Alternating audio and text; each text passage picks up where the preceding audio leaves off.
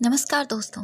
आज हम बात करने जा रहे हैं एक ऐसे इंसान की जिसके बारे में बहुत ही कम बात हुई है इसकी तुलना में कि जितना होना चाहिए था। जैसे महात्मा गांधी कहते थे कि हमारा देश वास्तव में गांव में बसता है, लेकिन हमारे ज़्यादातर अर्थनीति निर्धारक शहरों से निकल कर आए जो एसी वाले कमरों में बैठते हैं। उन्हें कोई सरोकार नहीं है कि ज़मीन पर किसान के साथ या मजदूर के साथ क्या हो रहा है। लेकिन हमने कुछ ऐसे लोग भी देखे, चौधरी चरण सिंह, लाल बहादुर शास्त्री, इन्होंने वास्तव में ज़मीन से जुड़कर काम किया और निचले पायदान पर रहने वाले लोगों की सोच के साथ कदम मिलाकर वो चले ताकि देश का चहुर्मुखी विकास हो सके।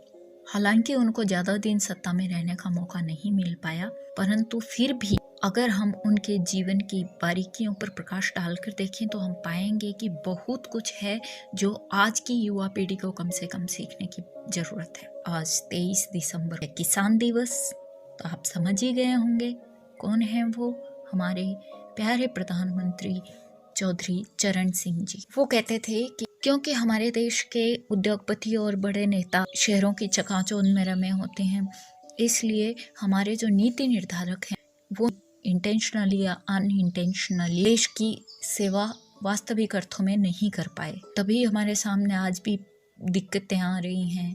किसान आंदोलन को ही हम देख सकते हैं, उसकी समझ आम जनता को है, उतनी हमारे ऊपर बैठे तबके को नहीं है, इसलिए इतना बड़ा आंदोलन चलाना पड़ा और अभी तक भी पूरी तरह से समस्या का समाधान नहीं हो पाया है।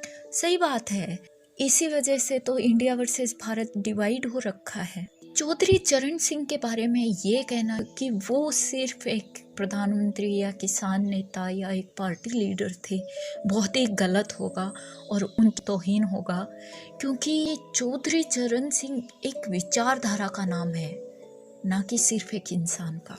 उन्होंने अपनी हर बात बिना किसी दोगलेपन ताल ठोक कर रखी। जो सही लगा उसे सही कहा, जो गलत लगा उसे गलत कहा। जो लोग उनसे मिले वो बताते हैं कि उनके चेहरे पर बहुत नूर था और रोबीला व्यक्तित्व था उनका। बहुत ही संजीदगी के साथ गुफ्तगू किया करते थे। साफ दिल के इंसान और उसूलों के पक्के पाबंद थे वो। जो उनके दिल में होता वही दिमाग में और वही जुबान पर होता था। बहुत साफ सुथरी राजनीति करने वाले इंसान। राष्ट्रपिता महात्मा गांधी के साथ भारत के स्वतंत्रता आंदोलन में भी हिस्सा लिया और इन्हीं गुणों की वजह से शायद वो 1937 से 1977 तक लगातार 4 दशक तक छपरोली बागपत एरिया से विधायक रहे और फिर प्रधानमंत्री तक बने, लेकिन कभी लाव लश्कर के साथ नहीं चले। प्रधानमंत्री होते हुए भी उन्होंने हवाई जहाज की बजाय रेल यात्रा को ज़्यादा उपयुक्त समझा और हमेशा यही करते थे। ईंधन और ऊर्जा के अपव्यय के सख्त खिलाफ थे। अगर दिन में कोई बल्ब जला हुआ मिलता तो भी बहुत डांटा करते थे। ये परिणाम था उनके पारदर्शी व्यक्तित्व का। जो चीज़ जैसी लगती वैसी बोली जाती। उनके नाती ने एक इंटरव्यू में बताया कि वो संत कबीर के बहुत बड़े अनुयायी थे और संत कबीर के दोहे हर शाम को गाया करते थे। 100% शाकाहारी थे और शराब, सिगरेट, बीड़ी जैसी चीज़ों से दूर दूर तक कोई वास्ता नहीं रखते थे। अगर आप शराब पीते हैं तो वो आपसे बात नहीं करेंगे। जो भी आगंतुक आता उसको हाथ जोड़कर नमस्कार करना, उनको बाहर तक छोड़कर आना और अदब से खड़े रहना उनकी आदतों में शामिल था। गांव से अगर कोई उनसे मिलने आता तो उसको स्टेशन तक छुड़वाया जाता था। पूरे दिन की थकान या चिंता दूर करने के लिए वो शाम को कुछ लोगों को आसपास से बुला लिया करते और हंसी मजाक किया करते। 4 दशक तक लगातार कांग्रेस पार्टी के साथ रहने के बाद उन्होंने 1967 में इस्तीफा दिया और भारतीय क्रांति दल का गठन किया। उनकी किताबें भारतीय अर्थव्यवस्था और किसानों की अवस्था पर जो लिखी गई हैं वो आज भी टेक्स्ट बुक के रूप में पढ़ाई जाती हैं बहुत सारी जानी मानी यूनिवर्सिटीज़ में। 1946 में वो पार्लियामेंट्री सेक्रेटरी हो गए। उसके बाद वे लगातार कैबिनेट मिनिस्टर रहे, चाहे गोविंद वल्लभ पंत की सरकार हो या संपूर्णानंद की हो, सीबी गुप्ता। जब सुचेता कृपलानी मुख्यमंत्री हुई तब उन्हें लगा कि कांग्रेस कहीं उन्हें पीछे छोड़ती जा रही। सीबी गुप्ता की सरकार के वक्त डॉक्टर राम मनोहर लोहिया और अटल बिहारी वाजपेयी जी के कहने पर उन्होंने उत्तर प्रदेश सरकार की कमान संभाली। परंतु जिस दिन वो सीएम की शपथ ले रहे थे, उन्हें बहुत दुखी होकर भाषण दिया कि मैं कांग्रेस के साथ रहा, लेकिन आज मजबूरी में मुझे छोड़ना पड़ रहा है उनका साथ, क्योंकि वो कपट की राजनीति करना शुरू कर दिए हैं। ये पहली बार गैर कांग्रेसी सरकार थी जिसमें जनसंघ भी शामिल था, सोशलिस्ट भी शामिल थे, प्रजा सोशलिस्ट भी थे, कम्युनिस्ट और स्वतंत्र पार्टियां भी थी और रिपब्लिकन भी। 1977 में आपातकाल समाप्त होने के बाद जनता पार्टी के गठन में उनकी महत्वपूर्ण भूमिका रही। तभी जगजीवन राम के बजाय मोरारजी देसाई प्रधानमंत्री बन पाए। हालांकि ये प्रयोग असफल रह गया और मोरारजी देसाई को अपने पद से इस्तीफा देना पड़ा। शांति भूषण अपनी आत्मकथा कोटिंग डेस्टिनी में कहते हैं कि 1978 में यह अफवाह फैलने लगी कि वो सरकार का तख्ता पलट करने वाले हैं। तभी चुनाव सुधार पर एक मंत्रिमंडलीय समिति का गठन हुआ था, जिसके सदस्य थे लाल कृष्ण आडवाणी, चौधरी चरण सिंह, शांति भूषण और प्रताप चंद्र। एक दिन जब वो मीटिंग के लिए आ रहे थे, एक पत्रकार ने पूछा कि क्या आप प्रधानमंत्री बनने की आकांक्षा रखते हैं? तो चौधरी चरण सिंह जी ने जवाब दिया कि आकांक्षा रखने में कोई बुराई नहीं है। उनसे पलट कर पूछा कि क्या आप किसी अच्छे अखबार के संपादक बनने की महत्वाकांक्षा नहीं रखते? और अगर इंसान महत्वाकांक्षी नहीं होगा तो उसका जीवन निरर्थक हो जाएगा। मैं इस देश का प्रधानमंत्री बनने की आकांक्षा रखता हूँ, लेकिन इसका मतलब ये नहीं मैं वर्तमान प्रधानमंत्री के खिलाफ कोई षड्यंत्र रचूं। जब वो नैसर्गिक रूप से इस पद से हटेंगे, तब देश की जनता अगर मुझे चुनती है और मैं प्रधानमंत्री बनता हूं, तो इसमें कोई बुराई मुझे नजर नहीं आती है। किसानों के सवालों की लगातार अनदेखी होती रही। जनता दल यू के महासचिव केसी त्यागी जी का कहना था कि इस सरकार को गिराने के लिए चौधरी चरण सिंह के सामने ऐसी परिस्थितियां खड़ी कर दी गई कि उनके पास दूसरा कोई रास्ता नहीं बचा था और उन्हें पार्टी तोड़नी पड़ी। 100 से ज्यादा एमपी उनके पक्ष में होने के बावजूद 20-22 एमपी के साथ कैबिनेट मिनिस्टर बने मोरारजी देसाई और चंद्रशेखर जी का धड़ा हमेशा चौधरी चरण सिंह को कमजोर करने लगा और किसानों की समस्याओं को अनदेखा अनसुना किया जाने लगा और वीकर सेक्शन का प्रोपोर्शनल रिप्रेजेंटेशन बिल्कुल समाप्त हो चुका था। अब जनसंघ के साथ रहना गुलामी के जैसे हो गया था। दिल्ली के आसपास के राज्यों में त्यागी जी बताते हैं, किसान और पिछड़ा वर्ग विरोधी सरकारें बनाए जाने के बाद में और ऐसी नीतियां लागू करने के बाद में उनके पास उनसे अलग होने के अलावा कोई रास्ता नहीं बचा। इस बात पर देश में काफ़ी बवाल मचा और इस बात पर भी जब उन्होंने गृह मंत्री होते हुए इंदिरा गांधी को गिरफ्तार करने का आदेश दिया और अगले ही दिन उनको मजिस्ट्रेट द्वारा रिहा कर दिया गया। लेकिन फिर उनके साथियों ने बताया कि इससे इंदिरा गांधी के पक्ष में इमोशनल वेव हो जाएगी, इसलिए शाह कमीशन का गठन हुआ और शाह कमीशन की सिफारिश पर आखिरकार इंदिरा गांधी को जेल हुई, क्योंकि उन्हें लगता था कि जनता के साथ इंदिरा ने बहुत ज्यादती की है, उसकी सजा उन्हें जरूर मिलनी चाहिए। एक बचपने वाली बात भी उनसे हुई। जनता सरकार के बाद उन्होंने सरकार बनाने के लिए कांग्रेस का सहारा लिया, जिसने थोड़े वक्त बाद उनसे समर्थन वापस ले लिया और ऐसा उन्होंने इसलिए किया था क्योंकि जनता पार्टी में बहुत ज़्यादा आपसी विवाद और हिंसा होने लगी थी, जिससे उनको बड़ा डर लगता था और झगड़े को सुलझाते सुलझाते एक मुकाम आया जब वो जनता पार्टी से इस्तीफा देने वाले आखिरी व्यक्ति थे, जब उनकी मजबूरी हो गई। कांग्रेस के दोनों धड़ों ने उस वक्त उनको समर्थन देने की बात कही और कारण जो भी रहा हो, परिणाम ये हुआ कि वो अकेले ऐसे प्रधानमंत्री रहते हुए संसद को फेस नहीं किया और कुछ ही दिन में छठी लोकसभा भंग होने के साथ चुनाव की घोषणा कर दी गई। लेकिन इन सब के बावजूद उन्होंने राजनीति के क्षेत्र में जो प्रतिमान स्थापित किए, उनकी मिसाल आज भी कायम है और आज तक उन्हें कोई छू भी नहीं पाया। एक बार उनके दामाद वासुदेव सिंह जो दिल्ली के रहने वाले थे, उनको स्कूटर लेना था। उन्हें कुछ दिक्कत आई, उसके बाद पता करने पर मालूम पड़ा कि उत्तर प्रदेश के मुख्यमंत्री का कुछ कोटा होता है ये बजाज कंपनी के साथ और वो आसानी से स्कूटर बुक करवा सकते हैं। उन्होंने चरण सिंह जी के पीए से बात करके स्कूटर बुक करवा लिया और जब उसकी डिलीवरी लेने के लिए लखनऊ पहुंचे और चरण सिंह जी को मालूम पड़ा कि वो इस मकसद से आए हैं, तो उन्होंने अपने पीए को बुलाकर कहा कि ये बुकिंग कैंसिल की जाए और उनके पैसे उन्हें वापस किए जाएं, क्योंकि वो उत्तर प्रदेश के नहीं दिल्ली के रहने वाले हैं और उत्तर प्रदेश की किसी भी बात पर उनका हक नहीं बनता है। वो किताबें पढ़ने के बड़े शौकीन थे, लेकिन फिल्मों से उनका दूर दूर तक कोई वास्ता नहीं रहा। उनके नाती हट सिंह जी बताते हैं कि उनके घर में सिर्फ एक पिक्चर देखना अलाउड था और उसका नाम था उपकार, जो मनोज कुमार की देशभक्ति फिल्म है। मेरे देश की धरती सोना उगले उगले हीरे मोती, मेरे देश की धरती। शायद उसमें गांव था, जवान था, किसान था, देश था, देशभक्ति थी, जमीन थी, इसीलिए ऐसी फिल्म से उनका ज़्यादा जुड़ाव था।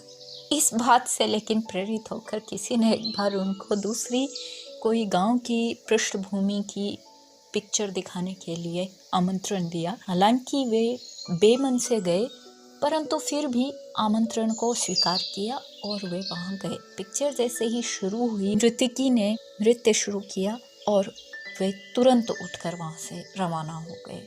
महिलाओं की वो इज्जत किया करते थे, उन्हें किसी के इशारों पर नचाना अच्छा नहीं लगता था। और सबसे बड़ी और महत्वपूर्ण बात उनके व्यक्तित्व की ये थी कि वो हमें सांप्रदायिकता और सांप्रदायिक दंगों या ऐसी किसी भी बात का विरोध किया करते थे। उन्होंने सांप्रदायिक दंगों को बड़ी सख्ती के साथ कुचला हर बार, और समान रूप से दोनों समुदायों के लोगों को टिकट वितरण किया करते थे।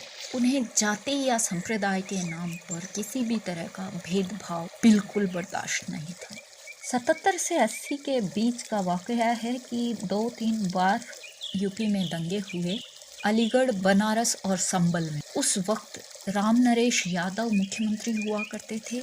उन्होंने उनको सख्ती के साथ डांटा और कहा कि ये दंगे तुरंत प्रभाव से रुकने चाहिए और दोषियों को सजा अवश्यंभावी मिलनी चाहिए। उनकी अनुपस्थिति में बाद में बहुत ज़्यादा सांप्रदायिक दुष्प्रभाव फैला और यही मुजफ्फरनगर और मेरठ, जो उनके गढ़ हुआ करते थे और शांति क्षेत्र हुआ करते थे, वहाँ आज हम देख सकते हैं कि कितनी सांप्रदायिकता की गहमागहमी है। मेरठ में सन 87 में दंगे भी हुए, परंतु उनका ध्रुवीकरण करने की किसी की हिम्मत नहीं हुई और तुरंत प्रभाव से उनको रोका भी गया। लेकिन वर्तमान समय में वोट बैंक की राजनीति के चक्कर में ये सब ध्रुवीकरण देखने को मिल रहा है, जो कि संयुक्त भारतीय समाज के लिए एक दुर्भाग्य की बात है। उनकी राजनीतिक विरासत पर कई लोगों ने अपना अधिकार जमाने की कोशिश की, परंतु उनके जैसा कद्दावर नेता कोई नहीं बन पाया। कितनी ही पार्टियां, चाहे वो लोकदल के नाम पर हो या जनता दल के नाम पर, उड़ीसा से हरियाणा तक हम देखते हैं, कोई उनकी बराबरी नहीं कर पाया। व्यक्तिवाद और परिवारवाद को भी उनका सहारा कभी नहीं मिला। उन्हें हमेशा घर का सादा खाना, दाल चपाती और सब्जी ही पसंद था। और उनकी पत्नी गायत्री देवी जो सांसद थी, उन्हें अपने हाथ से खाना बनाकर खिलाना बेहद पसंद था। साथ ही कुछ भी करके कोई भी विरोधी दल उन पर कभी भ्रष्टाचार के आरोप नहीं लगा पाया, क्योंकि वे इसके सख्त खिलाफ थे। हालांकि उनका राजनीति का दायरा सीमित था, वो दक्षिण की तरफ नहीं गए, वो अपने सीमित दायरे में ही खुश थे। उन्हें बहुत ज़्यादा लालसा किसी चीज़ की नहीं थी। हालांकि वे चाहते थे कि वो राजनीति की मुख्य धारा में रहें, ताकि किसानों का, पिछड़ों का, मजदूरों का कुछ भला करके जा सकें, क्योंकि इस स्तर के वो इकलौते नेता थे जो इन लोगों की आवाज़ को ऊपर तक पहुंचा सकते थे और पहुंचाते थे। उनकी इसी खासियत की वजह से उनको इसलिए याद करना गलत होगा कि वो अपने दम पर उत्तर भारत के राज्यों में विधायक चुनवा सकते थे या 4 दशक तक सक्रिय राजनीति का हिस्सा थे, वो भी ऊंचे ओहदे पर। बल्कि उन्हें इसलिए याद किया भी जाता है और किया जाना भी चाहिए कि उन्होंने उस तबके की समस्याओं को आवाज़ दी जिनकी ना कोई लॉबी थी, ना कोई निर्माण स्तर पर पहुंच थी। जो शोषित थे, पिछड़े थे, उनकी बातों को आगे रखने का साहस केवल इसी गद्दावर नेता ने किया। हालांकि ग्रामीणों और पिछड़ों का सहयोग देने के लिए उन्हें शहरी तबकों का और बड़े उद्योगपति घरानों के विरोध को सहकर चुकाना पड़ा। यह कहना कतई गलत नहीं होगा कि अपनी तमाम भूलों के बावजूद उनके कद का नेता आज तक भारतीय इतिहास में नहीं हो पाया है। एक और वाकया उनके जीवन का आपको सुनाना चाहूँगी कि 1979 में यूपी के इटावा जिले के उसराहार थाने में शाम को एक थका हुआ परेशान किसान घुसा। सकुचाते हुए वो हेड कांस्टेबल के पास पहुंचा। मैला कुचला कुर्ता, नंगे पैर और पतले दुबले ग्रामीण को देखकर हेड कांस्टेबल ने मन ही मन कुढ़ते हुए पूछा, क्या काम है? किसान ने अपनी ग्रामीण बोली में जवाब दिया तो हेड कांस्टेबल ने झिड़कते हुए दोबारा पूछा कि क्या बात है? तो किसान ने बताया कि वो मेरठ से यहाँ बैल खरीदने आया और रास्ते में किसी ठग ने उनकी जेब काट ली, इसलिए उसे FIR दर्ज करवानी है। तो हेड कांस्टेबल ने बोला कि इतनी दूर तुम पहले आए ही क्यों, और उसके बाद में तुम्हारे पास क्या सबूत है कि किसी ने तुम्हारी जेब काटी? हो सकता है तुमने वो पैसे कहीं खर्च कर दिए हो, किसी कहीं गिरा दिए हो, या फिर शराब पी ली हो और अब चोरी का नाटक रच रहे हो। इन वे उसने मना कर दिया कि FIR दर्ज नहीं होगी। तो किसान एक कोने में जाकर चुपचाप खड़ा होकर कुछ सोचने लगा। तभी एक सिपाही ने उसे अपने पास बुलाया और कहा कि अगर कुछ चाय पानी का इंतजाम होता है तो उसकी रपट लिखवा दी जाएगी। किसान ने हामी भर ली और मुंशी ने FIR रिपोर्ट लिख दी। अंत में मुंशी ने पूछा कि बाबा अंगूठा टिकाओगे, हस्ताक्षर करोगे? किसान ने कहा कि मैं पढ़ा लिखा नहीं हूँ, इसलिए अंगूठा ही टिकाऊंगा। इस बहाने से इंक पैड सामने कर दिया गया। जैसे ही किसान ने अपने कुर्ते में हाथ डालकर बाहर निकाला, देखा कि एक मुहर और एक पेन था। मुंशी कुछ समझ पाता उससे पहले मुहर का ठप्पा कागज पर लग चुका था और वो कुछ बोल पाता उससे पहले हस्ताक्षर में लिखा जा चुका था चरण सिंह। ये देखते ही थाने में हड़कंप मच गया और पूरा का पूरा थाना सस्पेंड कर दिया गया। इटावा के पत्रकार जयचंद भदौलिया बताते हैं कि ऐसे औचक निरीक्षण उनकी आदत में शुमार थे, जब वे CM थे तब भी और जब PM थे तब भी। और वे आम आदमी के वेश में जाकर थानों और सरकारी दफ्तरों की असली हालत को भांपा करते थे। आज की Z+ सिक्योरिटी में चलने वाले नेताओं को देखकर तो हमें ये सपने में भी मंजूर नहीं हो सकता कि कोई प्रधानमंत्री ऐसा भी रहा होगा 3 दशक पहले ही। परंतु यही सच है। चरण सिंह जी के जीवन के बारे में कुछ अन्य तथ्य जो अपनी बात में अभी तक शामिल नहीं हुए। एक साधारण किसान मीर सिंह और माता नेत्र कौर के घर में पैदा होकर इन्होंने आगरा और मेरठ में पढ़ाई कर गाजियाबाद की दीवानी अदालत में प्रैक्टिस शुरू कर दी और अंग्रेजों के खिलाफ मोर्चा खोल दिया। दांडी मार्च के दौरान इन्होंने गाजियाबाद के लूनी गांव में नमक बनाया और तब इनको 6 महीने की सजा काटनी पड़ी जेल में। भारत छोड़ो आंदोलन के दौरान पश्चिमी उत्तर प्रदेश में बगावत की बागडोर युवा चरण सिंह ने संभाली। गुप्त संगठन बनाकर अंग्रेजी शासकों के कार्यवाही को ठप कर दिया। आजादी के बाद गठित प्रथम सरकार का हिस्सा थे चरण सिंह। स्वायत्त शासन और स्वास्थ्य विभाग में सभा सचिव का दायित्व चरण सिंह को मिला। उन्हें जमींदारी उन्मूलन विधेयक तैयार करने की जिम्मेदारी सौंपी गई, जो 1 जुलाई 1952 से लागू हुआ, जिसकी प्रशंसा विदेशी विद्वानों ने भी की। इस विधेयक का सर्वाधिक लाभ पिछड़े वर्गों को हुआ, जो खेत मजदूरी किया करते थे। चकबंदी अधिनियम लाकर उन्होंने किसानों के लिए काफ़ी सहूलियत कर दी। इससे पानी का प्रबंध सुविधाजनक हो गया था, मानव श्रम की बचत और कृषि उपज में वृद्धि। और 1954 में भूमि संरक्षण कानून भी पारित करवाया। इस योजना का उद्देश्य था मिट्टी की प्रकृति के अनुरूप खादों का प्रयोग कर फसलों में वृद्धि करना। गरीब और छोटे किसानों के लिए उन्होंने कृषि आपूर्ति योजना चलाई। मंडियों में किसानों के शोषण को रोकने के लिए मंडी समिति कानून लाए। प्रधानमंत्री बनने के बाद इन्होंने पहली बात ये कही कि हमारे देश के नागरिकों की मूलभूत आवश्यकताओं की आपूर्ति करना ही हमारा लक्ष्य है और किसी भी राजनेता के लिए इससे ज़्यादा महत्वपूर्ण कोई और देशभक्ति का काम नहीं हो सकता है।